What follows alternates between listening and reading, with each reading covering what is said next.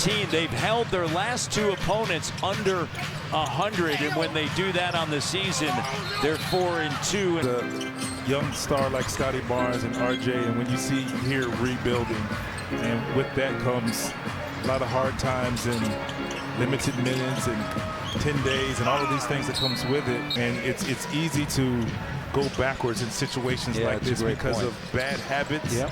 And this is creating good habits regardless of the results. And I say Raptor fans, continue to be patient, but you have two teams that are still in the fight, that are still going after it, that are still setting the tone for what this team will look back like in the future, and that is positive, and it's great to see.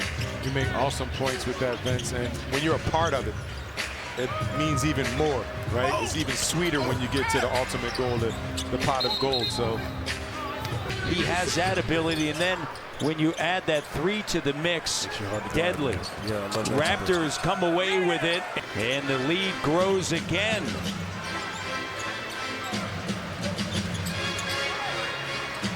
Hustling over, put pressure on Butler. Bona on the inside. Just did a good job of attacking that pressure. Raptors themselves, they tried to double team the Rock over on the left side of the floor, but the Sixers did a good job of moving the ball. He had the layup. Turnover. Butler's going to bring it across the timeline. 16-point lead.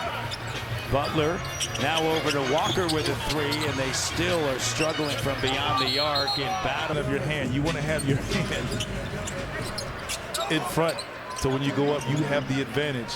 When the referees make you put your hand on your side, you don't feel like you have the advantage to extend all the way up. So that's where the kind of the hand play, and I'm trying to get my hand beside you, not parallel, but in front of yours if I can, so I can win the tax.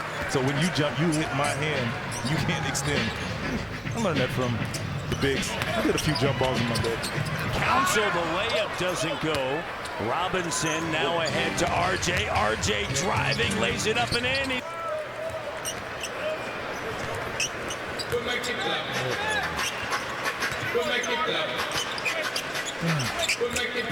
I did have a question for you, Alex. So you stayed local here and you went to Villanova. How did that happen?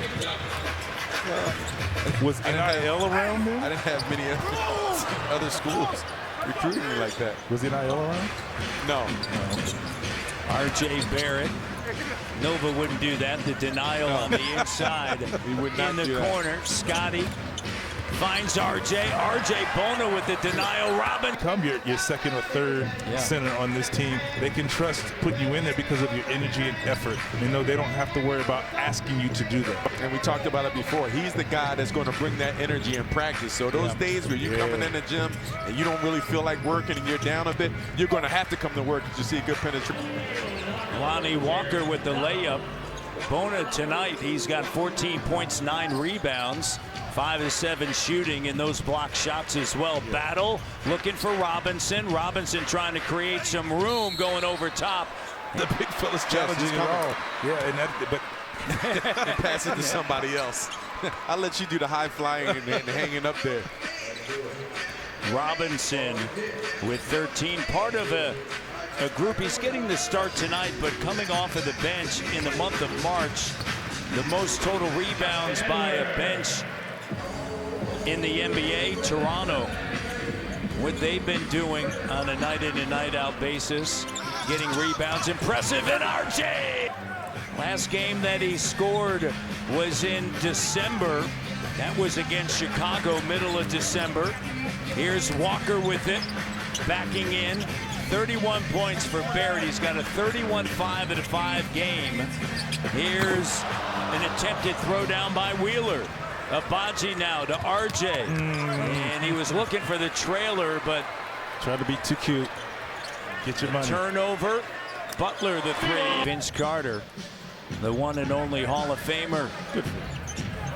It's nothing like seeing players improve, right? And figure out their strengths and even maximize their strengths. As you see, RJ Barrett, his reputation as a player and being an aggressive player downhill, not a one-trick pony, but just one of those players that doesn't see the floor. But now you start to see him. He's a facilitator. He cuts without the basketball. He gets his opportunities in transition. So he's figuring it out how to be effective in many ways of the offensive side. And 31 tonight, because rhythm, as we know, is certainly a key component. Here's Shed, along with Mobo, Abaji, Swider, and Walter.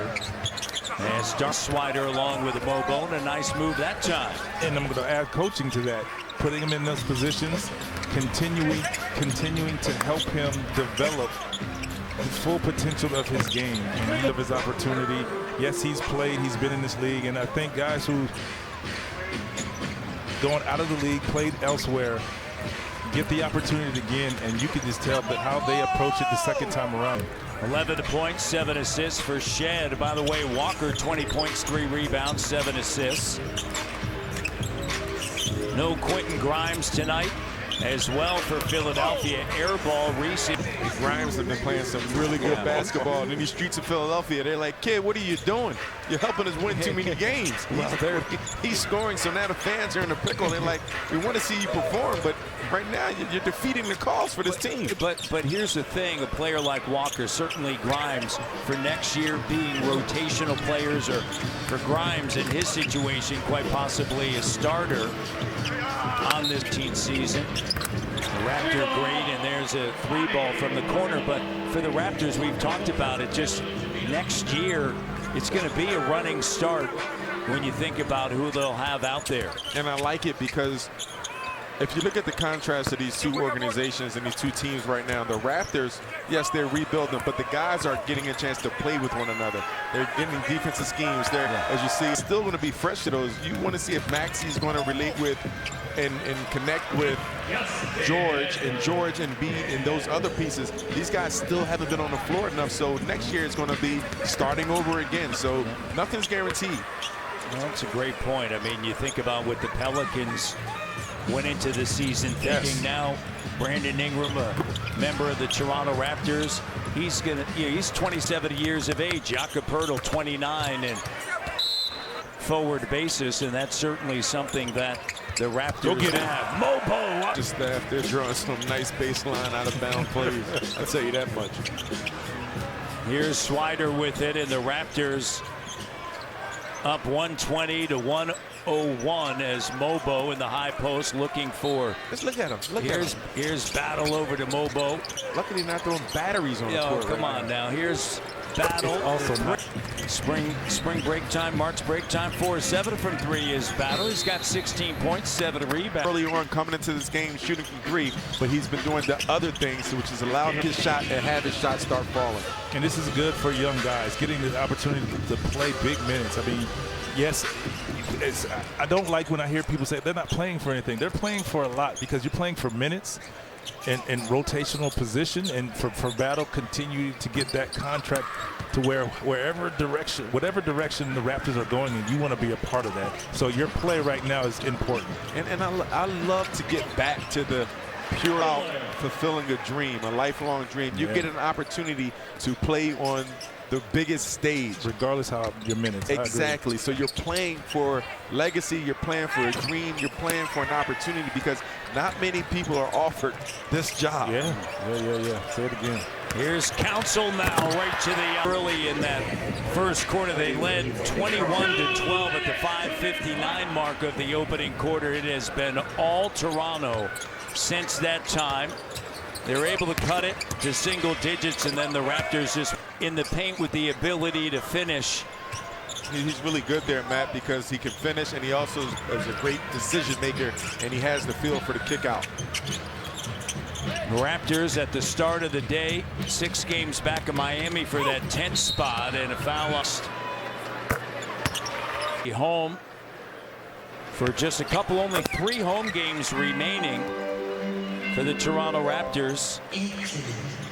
As we head into April, they'll see Portland, and Chauncey Billups has done a great job with the Trailblazers, and then they'll see Detroit tonight in, as they talked about at halftime, Detroit and Minnesota getting after it a little bit as that shot is off the mark, and Walter comes away with it. A little dust up. Philadelphia tonight led by Walker, 23.7 assists. Bona with 14 points and 8 rebounds, a double-double for Council, but the Raptors controlled, led by R.J. Barrett and 31 points as Battle looks to collect another 3. He's 4 for 8 from downtown. And that was a 3. He took off 2 feet. Instead of just the 1-2, and he was a little short. I truly believe in that. And for parents listening, coaches, whoever, I recommend you teach your kid, your child 1-2, but you get more arcing the ball, whether it's the first quarter or the fourth quarter. Doesn't get any easier for Philadelphia. They'll be in New York, then Milwaukee, Minnesota, Miami. A breather maybe against Washington, then Atlanta and Chicago. But as we mentioned, they want to finish with the best possibility of securing that top 6 pick this season.